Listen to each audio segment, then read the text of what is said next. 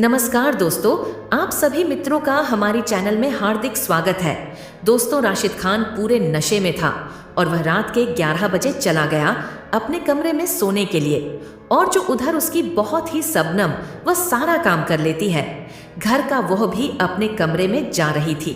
तभी उसकी सास उसे रोक लेती है और कहती है कि तुम्हारे ससुर की तबीयत बहुत खराब है, जाओ उन्हें थोड़ा पानी वगैरह पूछो, दवा वगैरह पूछो कि उसने लिया कि नहीं। दोस्तों, जो शनम थी अपनी सास की बात को मान लेती है और अपने ससुर के कमरे में चली जाती है।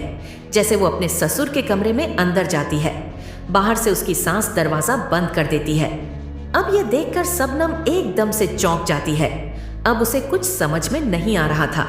जैसे वह कुछ स्टेप आगे लेगी, उसका जो ससुर था उसका हाथ खींचकर उसे अपने करीब कर लेता है और शबनम के साथ जबरदस्ती करने लगता है और जबरदस्ती उसके साथ संबंध बना लेता है। दोस्तों, लेकिन जब इस राज्य का खुलासा होता है, उसके बाद जो अंजाम होता है, उस अंजाम को जानने के बाद आपके भी पैरों तले जमीन खिसक जाएगी। तो दोस्तों, आइए जानते हैं पूरी कहानी। इस वीडियो में बहुत ही अच्छी कहानी है और पारिवारिक कहानी है, तो आइए पूरी कहानी इस वीडियो में जानते हैं। पर वीडियो में आगे बढ़ने से पहले आप सभी से एक ही रिक्वेस्ट है कि वीडियो को दिल से एक लाइक कर दीजिए और चैनल को भी सब्सक्राइब कर दीजिए ताकि मेरा हौसला बढ़ता रहे। दोस्तों, मेरा नाम है शिमा और आप सभी का मेरे चैनल पर स्वागत है। दोस्तों, आज की सच्ची घटना उत्तर प्रदेश के रायबरेली के भोजपुर की है। वहीं का रहने वाला एक व्यक्ति जिसका नाम था राशिद खान। राशिद खान के परिवार में उनकी बीवी और उनका एक बेटा था जिसका नाम था सलमान खान। दोस्तों, जो राशिद खान था वो पैसे से ऑटो चालक था। वह ऑटो चलाया करता था और उसी से उनके घर का गुजारा हो रहा था। और दोस्तों, जो राशिद खान था वह खाने पीने में इतना बर्बाद करता था अपना पैसा कि वह घर में अच्छे से पैसा ही नहीं दे पाता था। उसे नशे की बहुत ज्यादा लत लग चुकी थी। अब इस वजह से जो उसका बेटा था सलमान खान, वह अपनी सारी कमाई यानी कि अपनी सारी सैलरी अपने घर में लाकर वह अपनी माँ को दे दिया करता था।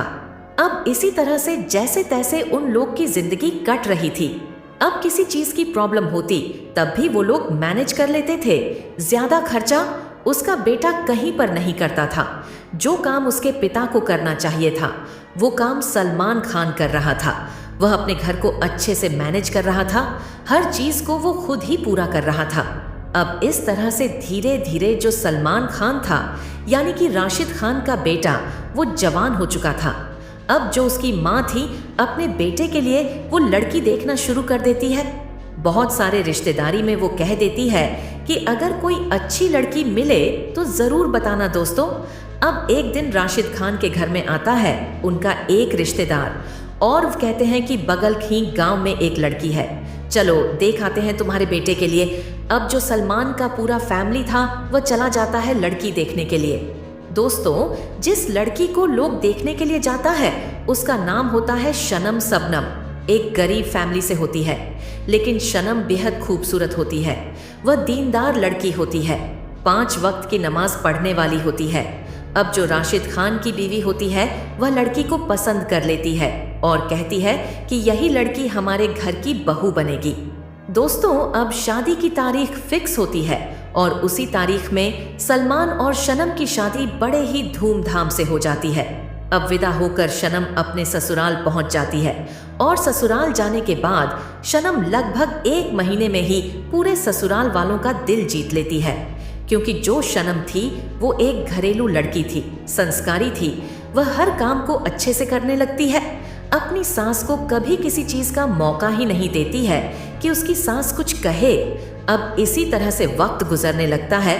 अब शनम की शादी को लगभग 1.5 साल गुजर जाते हैं। दोस्तों, शबनम की शादी को 1.5 साल तो गुजर जाते हैं, लेकिन इन 1.5 साल में शनम को कोई बच्चा ही नहीं होता है।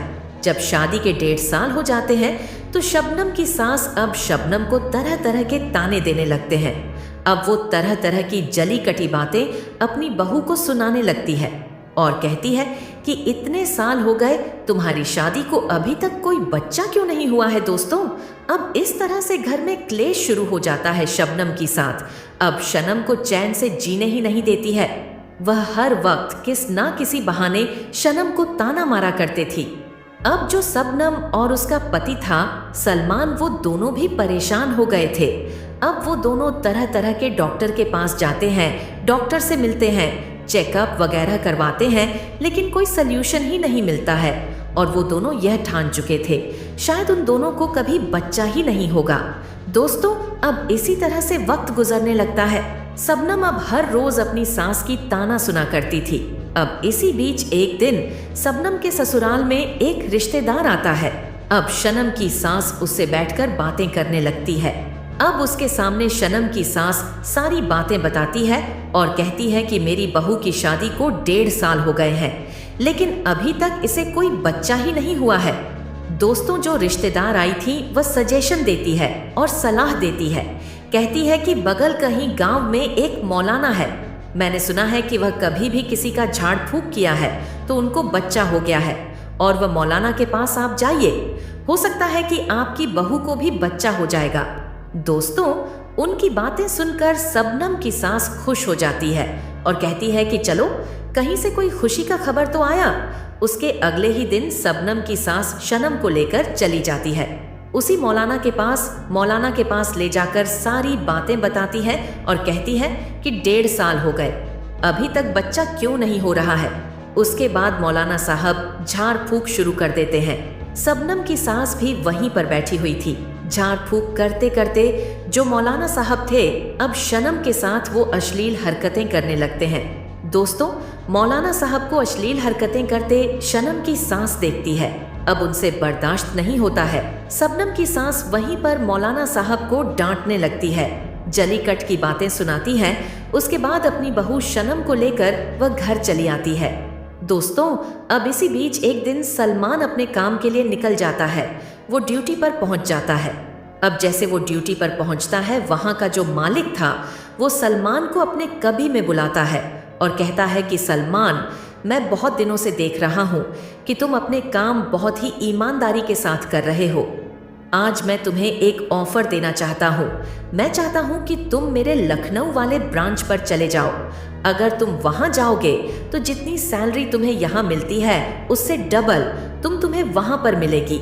दोस्तों, सलमान कहता है कि ठीक है सर, ये प्रपोजल मुझे अच्छा लगा, लेकिन ये बात मैं अभी नहीं कह सकता। कंफर्म मैं अपने घर जाकर पहले परिवार वालों से पूछूंगा, बताऊंगा, उसके बाद ही मैं आपको कुछ कह सकता हूँ। दोस्तों, शाम का वक्त होता है। सलमान अपने घर आ जाता है। घर आने के बाद अपने परिवार वालों से कहता है तो जो उसके माँ बाप थे वो मान जाते हैं और कहते हैं कि ठीक है बेटा, अगर डबल सैलरी मिल जाती है तो तुम्हें जाने में कोई हर्ज नहीं है, तुम वहीं चले जाओ। उसके बाद जो सलमान था वो लखनऊ के लिए निकल जाता है, यानी कि वह लखनऊ में ही शिफ्ट हो जाता है। लेकिन सलमान वहां जाने के बाद एक रूटीन बना लेता है कि हर महीना वह छुट्टी लेकर अपने घर आ जाया करता था अपने परिवार वालों से मिलने के लिए।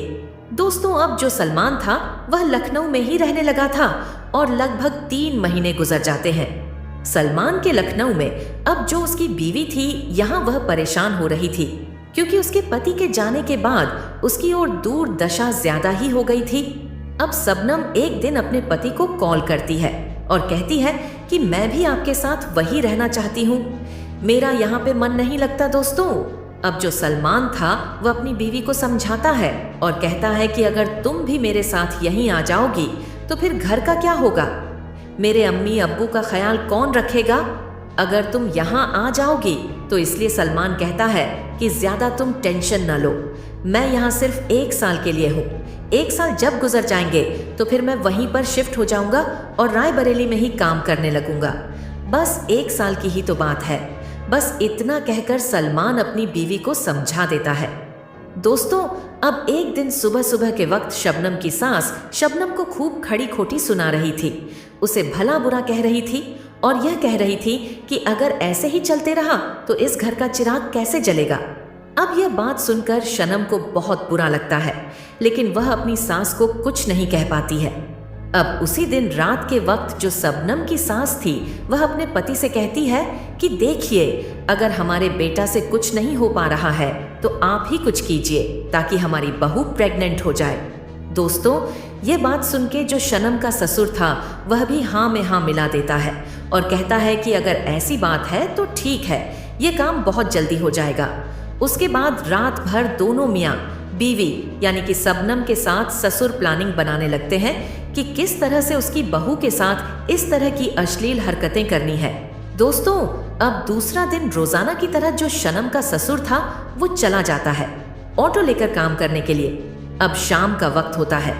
जो शनम का ससुर था वह रात के 8 बजे खूब नशे में आता है। इतना नशे में होता है कि उसे चलने का भी होश नहीं होता है। नशे में टल्ली होकर घर आता है और सीधे जाकर अपने कमरे में लेट जाता है। बिस्तर पर अब जो उसकी बहू थी वो रात का खाना वगैरह बनाती है, सभी को खाने पीने के लिए देती है। शबनम की सास खा लेती है लेकिन उसका ससुर नहीं खाता है। अब रात का सारा काम कर कर रात के 11 बजे जो शनम थी वो अपने कमरे में जा रही थी सोने के लिए। दोस्तों, अब जो शनम की सास थी वो शनम के कमरे में जाती है और शनम से कहती है कि बेटा, तुम्हारे ससुर की तबीयत बहुत खराब है। उनकी तबीयत इतनी खराब है कि वो चल फिर भी नहीं पा रहे हैं। जाओ उनके कमरे में और पूछो उनसे कि क्या चाहिए, पानी वगैरह चाहिए या नहीं। दोस्तों, शबनम अपनी सास की बात को सुनकर चली जाती है अपने ससुर के कमरे में। जैसे ही वो अपने ससुर के कमरे में जाती है उसकी सास बाहर से दरवाजा बंद कर देती है। अब दरवाजा जैसे ही बंद होता है शबनम यह देखकर एकदम से चौंक जाती है और उसे कुछ समझ में नहीं आ रहा होता है कि आखिर दरवाजे को कौन बंद किया और क्यों बंद किया। दोस्तों, उसी वक्त जो शनम का ससुर था शनम का हाथ पकड़ के अपनी तरफ खींच लेता है और शनम के साथ अश्लील हरकतें करने लगता है। शबनम के साथ जबरदस्ती करने लगता है। अब शबनम खूब विरोध करती है, कहती है कि आप ये क्या कर रहे हैं, यह गलत है, ऐसा मत कीजिए। शबनम खूब चिल्लाती है, चीखती है, लेकिन उसकी आवाज कोई सुनने वाला ही नहीं था। उसके बाद शनम का ससुर उसके साथ जबरदस्ती करता है और संबंध बना लेता है। दोस्तों, यह सब नज़ारा शनम की सास बाहर से देख रही थी लेकिन वह कुछ नहीं करती है। आधे घंटे के बाद जब शबनम का ससुर शांत होता है उसके बाद शनम की सास अंदर जाती है और अपनी बहू को लेकर उस कमरे से बाहर निकलती है। शबनम फूट फूट कर रो रही थी लेकिन उसकी हेल्प करने वाला उस घर में कोई नहीं था। दोस्तों, अब जो यह खेल था रोजाना का हो गया था। अब इसी तरह से शनम के ससुर हर रोज शनम के साथ संबंध बनाया करते थे और शनम कभी अपने पति को यह सब बातें नहीं बता पाती है। हालांकि वह रोजाना अपने पति से बातें करती थी लेकिन वह डर से अपने पति से कुछ नहीं कह पाती है क्योंकि उसकी सास ने उसे धमकी दे रखी थी कि अगर तुमने यह बात अपने पति को बताई तो मैं तुम्हें धक्के मारकर इस घर से बाहर निकाल दूंगी। बस इसी डर से शबनम अपने पति को भी कुछ नहीं बताती है। दोस्तों, इसी तरह से लगभग 3 महीने गुजर जाते हैं। अब 3 महीने के बाद एक दिन अचानक से शनम की तबीयत खराब हो जाती है, उसे उल्टियां होने लगती है। अब जब उसे उल्टी होने लगती है तो उसकी सास को शक होने लगता है कि कहीं यह माँ तो नहीं बनने वाली। अब उसकी सास उसको हॉस्पिटल लेकर जाती है, जांच वगैरह करवाती है तो डॉक्टर साहब कहते हैं कि आपकी बहू माँ बनने वाली है। दोस्तों, जब शबनम की यह खबर सुनती है तो बहुत खुश होती है। घर में पूरा खुशी का माहौल ही छा जाता है, पूरे परिवार में खुशियां ही खुशियां होती हैं। अब वो शनम की सास घर आकर पूरे घर में यह बात बताती है। घर के लोग बहुत खुश होते हैं लेकिन जब यह बात सलमान को पता चलता है तो उसे थोड़ा शक होता है और कहता है कि जब मैं घर में था, घर पे ही रहकर काम करता था, तब तो ऐसा कुछ नहीं हुआ। जब मैं बाहर आ गया हूँ कमाने के लिए तभी ऐसा हुआ। इस बात पर उसे डाउट होने लगता है और वह उसी दिन गाड़ी पकड़कर अपने घर रायबरेली आ जाता है। जो अपने घर पे आता है तो अपनी बीवी को कमरे में लेकर जाता है और अपनी बीवी से पूछता है कि बताओ आखिर माजरा क्या है, ऐसा क्या हुआ जो तुम प्रेग्नेंट हो गई हो और आखिर ये बच्चा किसका है। दोस्तों, जो शबनम थी वो बातें छुपा रही थी, वह बातें नहीं बता पा रही थी और उसके चेहरे पे साफ दिख रहा था कि वह झूठ बोल रही है। दोस्तों, अब जो सलमान था वो अपनी बीवी की शक्ल देखकर ही पता कर लेता है कि उसकी बीवी झूठ बोल रही है, ये बच्चा मेरा नहीं है। अब जो सलमान था अपनी बीवी को कसम देता है और कहता है कि तुम सच सच बताओ कि बच्चा किसका है दोस्तों। उसके बाद जो शबनम थी पूरी सच्चाई बता देती है अपने शौहर सलमान को कि किस तरह से उसके पिता ने उसके साथ गंदे काम किए और ये बच्चा जो है उसी का है दोस्तों। ये बात सुनने के बाद सलमान के पैरों तले जमीन खिसक जाती है। वह काफी गुस्सा हो जाता है और उसी वक्त अपने अम्मी अब्बू के पास जाता है और उन दोनों को बहुत डांटता है, फटकार है, तरह तरह की बातें कहता है और उसी वक्त अपनी बीवी को लेकर वह चला जाता है लखनऊ और अपने परिवार वालों से सारे रिश्ते नाते तोड़ लेता है। और आज सलमान और शबनम बहुत ही अच्छे से अपनी जिंदगी गुजार रहे हैं, बहुत ही खुशहाल है और आज भी वह अपने माँ बाप से बात नहीं करता, सारे रिश्ते नाते वह तोड़ लिया है। तो दोस्तों यह रही पूरी कहानी आप लोगों के सामने। इस कहानी के ऊपर आप लोगों की क्या राय है? अपनी अपनी राय कमेंट सेक्शन में जरूर दीजिए। दोस्तों इस घटनाक्रम को सुनाने का उद्देश्य किसी की भी भावनाओं को ठेस पहुंचाना नहीं है, बल्कि समाज को सतर्क करना है, जागरूक करना है, ताकि आप अपना और अपने फैमिली का ख्याल रख सकें। तो दोस्तों मैं उम्मीद करता हूँ कि आपको हमारी ये रोमांटिक कहानी अच्छी लगी होगी। जो दोस्तों आपको ये कहानी अच्छी लगी हो तो वीडियो को दिल से एक लाइक करके चैनल को सब्सक्राइब अवश्य करिएगा। धन्यवाद।